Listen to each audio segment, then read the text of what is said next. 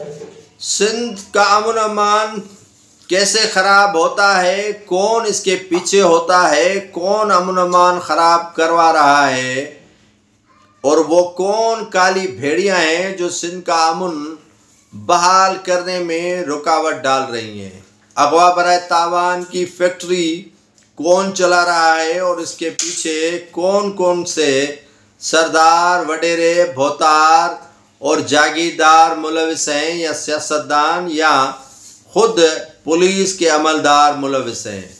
कई रोज़ नहीं बल्कि कई सालों से ये फैक्ट्री और काला धन चल रहा है अगवा बराए तावान का।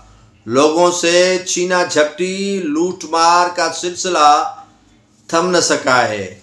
SHO कत्ल हो गए शिकारपुर में, एक मुसाफिर कत्ल हो गया शिकारपुर में और कश्मीर से कई मगवी अभी तक डाकुओं के चुंगल में हैं और रिहाई के लिए लाखों नहीं करोड़ों रुपए तावान मांगा जा रहा है। पुलिस का एहलकार इस्माइल शर अभी तक जो है वो डाकुओं के चुंगल में है। उनके मुतालबात काफ़ी जो है वो ज़ोर पकड़ते जा रहे हैं। मुमताज़ गाजानी और असद गुजराती से डेरा सरकी के करीब असला छीना गया और ये सरकारी असला था। ये पुलिस एहलकार कहाँ जा रहे थे, एक सवालिया निशान अपनी जगह पर मौजूद है। नाजरीन, बात काफ़ी अरसे से सोच रहा था कि आपके साथ शेयर करूं। एक तो डाकुओं के साथ वहाँ की पुलिस मिली हुई है, दूसरा जो मकामी पुलिस के एहलकार हैं वो डाकुओं के साथी बने हुए हैं। डाकुओं की मुखबरी करते हैं और डाकू उसी इलाके में वारदात करने पहुंच जाते हैं जिसका अता पता उनको पुलिस बताती है। पुलिस उनको जो है वो मुखबरी का किरदार अदा कर रही है और अगवा बराए तावान की जो रुकूम है एक तो पुलिस के हाथ में जाती है। अगर पुलिस एहलकारों से न बनी तो मकामी वडेरे और सरदार भी उसमें किरदार अदा करते हैं। ज़्यादातर जो किरदार है वो वहाँ सरदारों के मुकदम करते हैं जो डाकुओं से राब्ते में हैं। कलीदी उनका किरदार है कि वो रकम लेते हैं और आधी रकम जो है वो पुलिस, डाकू और वो सरदार मुकदम मिलकर खाते हैं जो मगवियों के वर्षा से मिलती है और वो करोड़ों रुपए का कारोबार सालों साल से चल रहा है।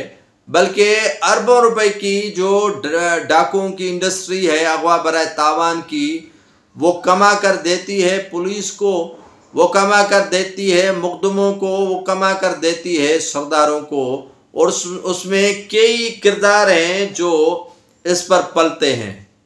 अब पुलिस के ये दो एहलकार हैं, मुमताज़ गाजानी और असद गुजराती, जो डेरा सरकी ठुल का इलाका है वहाँ से उनसे सरकारी राइफलें छीनी गई। ये छीनी नहीं गई, आप अंदाज़ा लगाएं ये उन्होंने खुद दिए हैं या इन्होंने छुपाई या डाकुओं को खुद देकर आए कि ये हमारी तरफ से तोहफ़े हैं, कबूल हों कबूल हों कबूल हों। ये पुलिस के एहलकार एक तो मुखबरी का किरदार अदा करते हैं, दूसरा ये रवाबित इनका होता है। अगर कोई ऑपरेशन, मैंने पहले भी बताया था, होता है तो उसमें पुलिस के एहलकार इसी ऑपरेशन को नाकाम किस तरह बनाते हैं, वो इसी तरह नाकाम बनाते हैं कि पहले से ही उनको इतला देते हैं कि आप इधर उधर हो जाओ पुलिस और हम आ रहे हैं।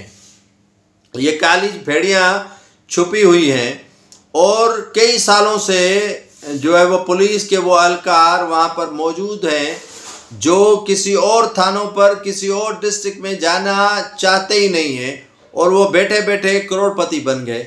मुखबरी करते करते, डाकुओं का साथ देते हुए, अगवा बराए तावान की इंडस्ट्री को चलाते हुए और मुकदमों का जो किरदार है उनके साथ पुलिस जुड़ी हुई होती है।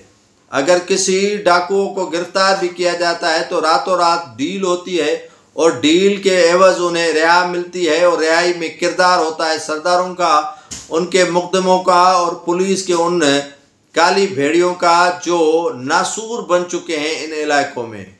अगवा बराए तावान के लिए बुगटी कबाइल के 2 नौजवानों को अगवा किया गया है, जिससे तकरीबन 3 से 4 करोड़ तावान मांगा जा रहा है। और बुगटी कबाइल ने एहतजाजी धरना दिया है, एहतजाजी मुजाहरा किया है, सड़क ब्लॉक कर दिए, रोड ब्लॉक कर दिया है, लेकिन इसकी परवाह पुलिस को एक कोड़ी भी नहीं है। कंदकोट में तीसरे रोज हड़ताल है। अमन अमान के लिए ऑल पार्टीज कॉन्फ्रेंस हुई, लालटीन बत्तियां जलाकर जो है वो एहतजाज किया गया, लेकिन पुलिस इसको मामूल का हिस्सा समझती है। शदीद एहतजाज कितना भी हो, इससे पुलिस कुछ समझती नहीं है। वहाँ पर एहतजाज होता है, इंडस हाईवे ब्लॉक किए जाते हैं, ट्रैफिक की रवानी मुतासर होती है और पुलिस को पता है कि ये रोड खुद ब खुद खुल जाएगा, जितना भी अरसा इनको बंद करना है कर दें। हम इनके ना आगे आएंगे, न इनसे बात करने जाएंगे और न ही इनको इनके मुतालबात सुनेंगे। ये खुद ब खुद रकम भी देंगे और अगवा बराए तावान के हवाले से, और ये जो इनके मगवी हैं वो भी हमारे हाथ से रिहा हो जाएंगे और हमारी अच्छी खासी रोज़ी हो जाएगी। यहाँ रोज़गार से लगा हुआ है वो सरदार, भोतार, वडेरा, जागीरदार और उसी का कमदार, मुकदम, पुलिस एहलकार और दीगर जो आलाकार हैं वो रोज़ी से लगे हुए हैं और उसका ठीक ठाक रोज़गार नाज़रीन चल रहा है।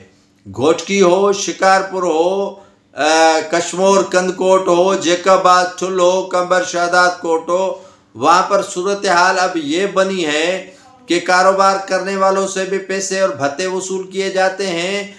खेती बाड़ी करने वालों और फसल की जो कटाई करने वाले हैं उनसे भी भत्ता वसूल किया जाता है।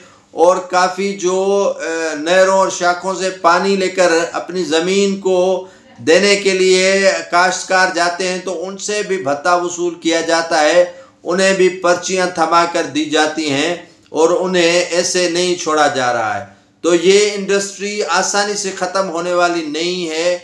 आए रोज़ पुलिस के एहलकार जो बरजुस्ते नौजवान होते हैं और जो चाहते हैं कि ये नासूर ख़त्म हो, उनको कत्ल करवाया जाता है। आए रोज़ जो है वो उन पुलिस एहलकारों से असला छीना जाता है जो रूटीन की गश्त करते हैं और उन्हें बताया जाता है कि ये पुलिस एहलकार इसी तरफ आ रहे हैं, गश्त कर रहे हैं, इनसे असला छीन कर जाओ। तो ये देर ही नहीं लगाते और असला इनसे छीन जाते हैं। तो ये तहकीकात कौन करेगा जब ये सियासी जमातों के आलाकार, सियासी जमातों के वडेर और सरदार इन सियासी जमातों की पुष्ट पनाही लिए हुए इस तरह के कारोबार और काले धंधे और काला धन कमाने के में मसरूफ़ होंगे, तो यकीनन सिंध का अमन अमान एक सवालिया निशान बनता रहेगा और एक सवालिया निशान बना हुआ है और अमन अमान एक ख्वाब सा बन गया है जो सिंध की आवाम देखना चाहती है।